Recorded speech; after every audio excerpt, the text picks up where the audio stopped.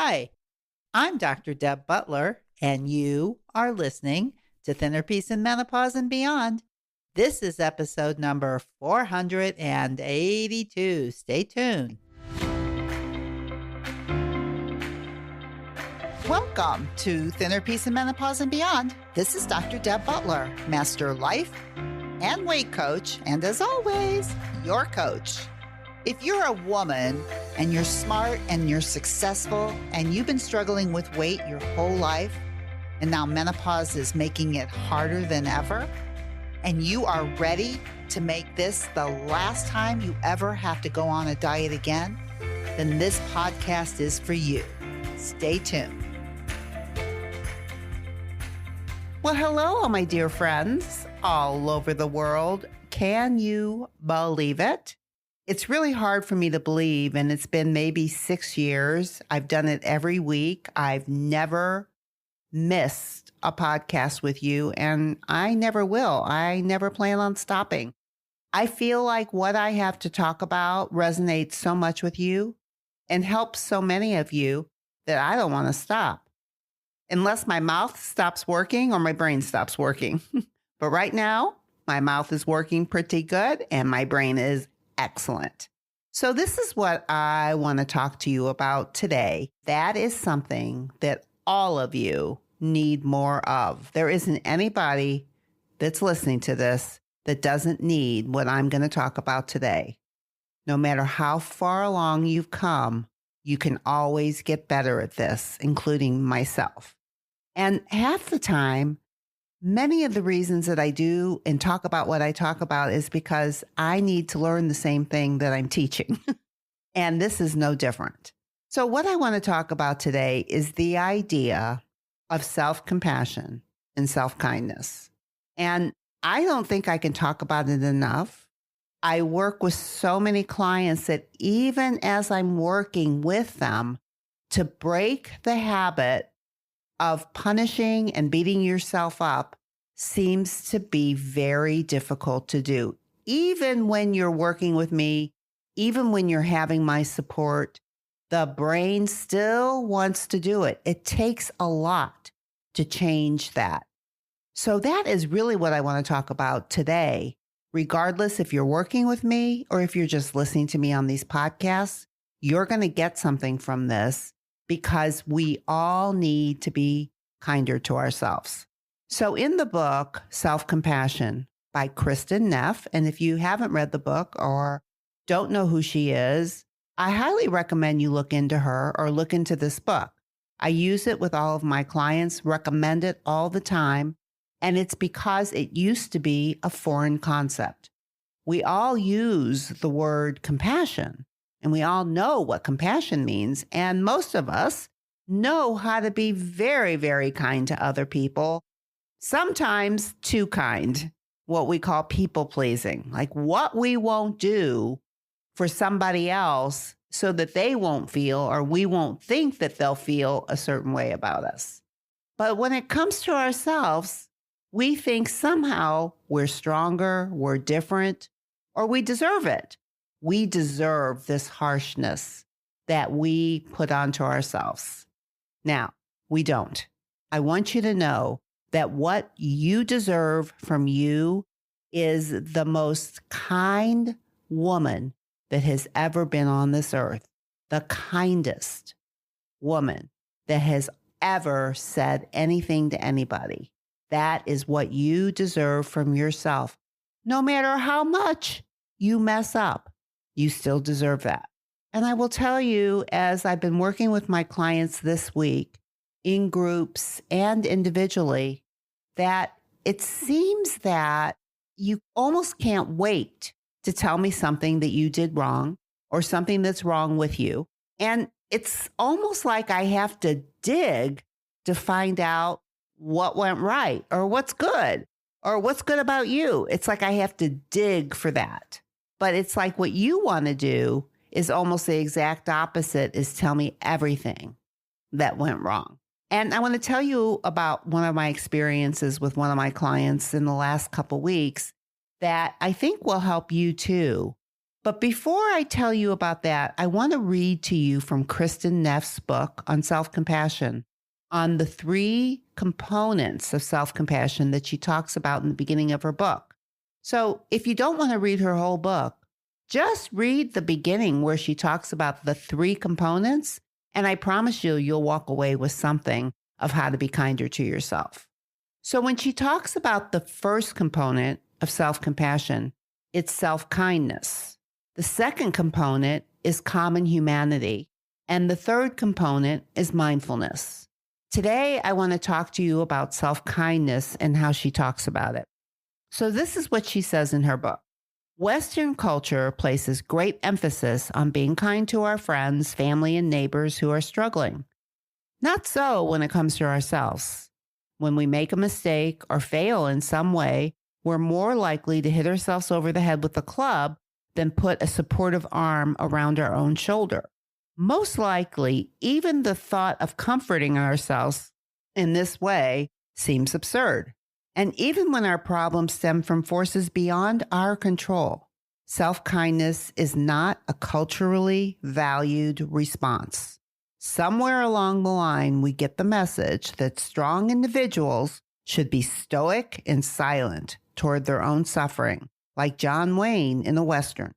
Unfortunately, these attitudes rob us of one of our most powerful coping mechanisms when dealing with the difficulties of life.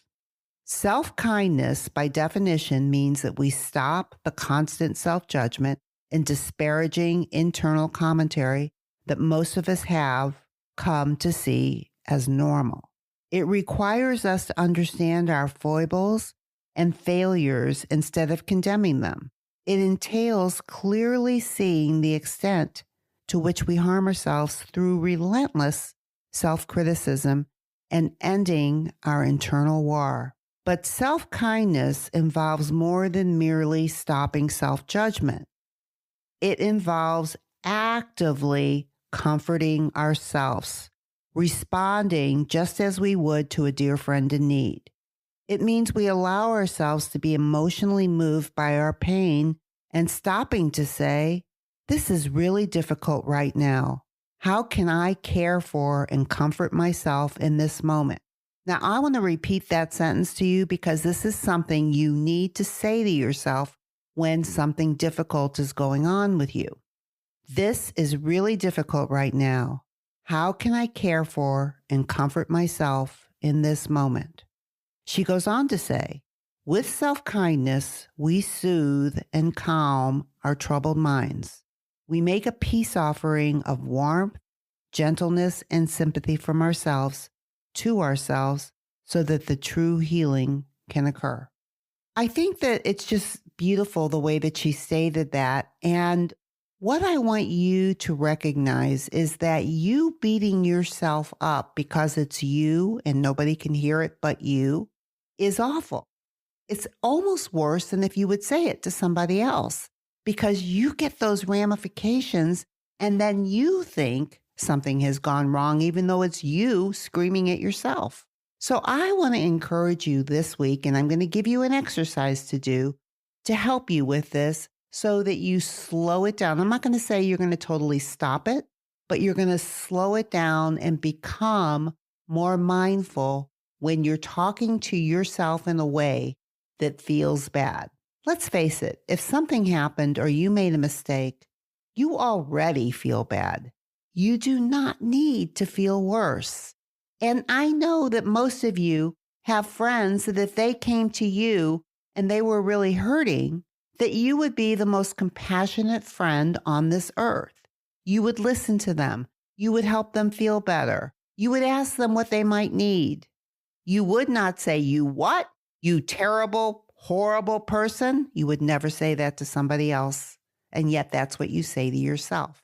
So we're going to start this week with the first concept of self-compassion, which is just self-kindness towards yourself. And the way that I want you to do that, the exercise that I want you to do is very, very simple. Now, listen up. Every day, at the end of your day, I want you to look into your day and write down 3 things positive about you and your day. It could be something you did, it could be something you thought, but it has to be positive because I think what most of your brains do is look for the negative, which is what I want to talk to you about next when I'm working with my clients. Inevitably, if something went wrong, my client will tell me that first. They'll never tell me what they feel good about, what's right. Always start with what they did wrong and how bad they feel. And one of my clients, especially in one of my groups, was so busy beating herself up, even though many things in this process were going right for her. She couldn't see it because there were some things that she was doing wrong, and that's all she could focus on. And she just continued to beat herself up over it, which of course did not allow her to take better care of herself. It actually made it harder. So when I coached her, one of the things that I talked about is what I'm telling you. And that is, you got to stop looking for what's wrong with you. You got to start looking for what's right with you.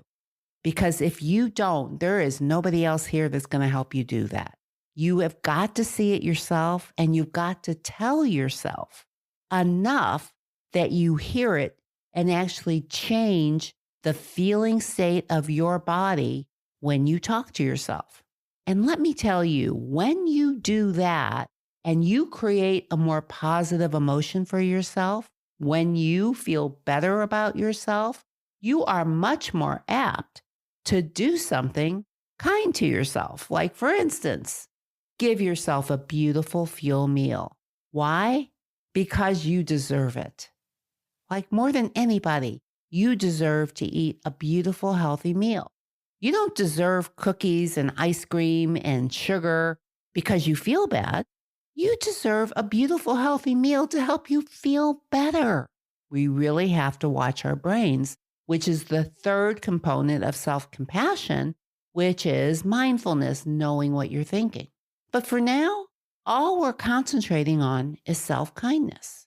Now, let me tell you, with the coaching that I did with this client and the exercise that I gave her, 3 things about herself every day that she sees that are positive really changed the trajectory of how she was treating herself and talking to herself. I couldn't believe the change in her in terms of what she ended up putting in her mouth, how she ended up talking to herself, and what she ended up doing.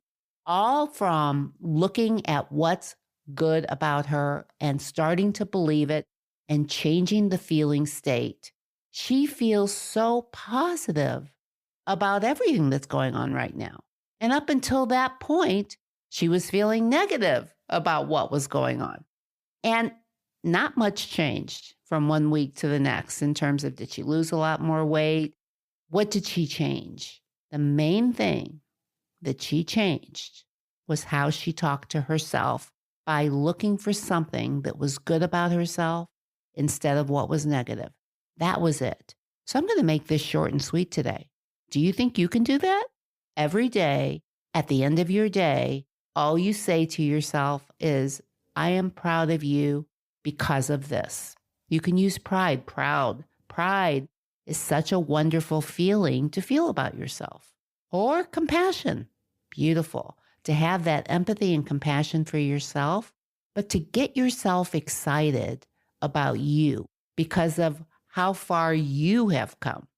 And as I'm talking about that, I want to let you know that very, very soon I'm going to open up a mini course again where I'm going to talk about a new tool that I would love to teach you that I haven't taught to you before in this course. It's going to be a short, and it's going to be inexpensive, and it's going to be open soon. And I'm just kind of getting your juices going because it's not open yet. But I just want you to start thinking about it because next week, I'm going to tell you all about it. But for now, I want you to start thinking about me. A lot of people say they hear me in their heads. And I would love for you to hear this in your head from me. Is, what do you need today, sweetheart? How can I make your day better? How can I help you feel better about yourself? Let me tell you some of the amazing things that I saw you do today. Let me tell you some of the amazing things that I saw you think today about you. I am so proud of you. Yes, that's what I want you to do. That's what this client did that changed everything for her. And of course, I would never, ever leave this podcast, especially when I'm talking about self-kindness, that you are going to be working on self-kindness this week. But as a reminder, as you're working on it and doing your little exercise every single day that will take you 2 minutes, please, please, please be extra kind to yourself this week. And I will see you next week. Bye-bye. If you're loving my podcast and you would like some more information to be able to follow along with, then please go to drdebbutler.com/change, and you can get a free copy of my companion book that goes with this podcast that I refer to in many different episodes. That is drdebbutler.com/change, CHANGE.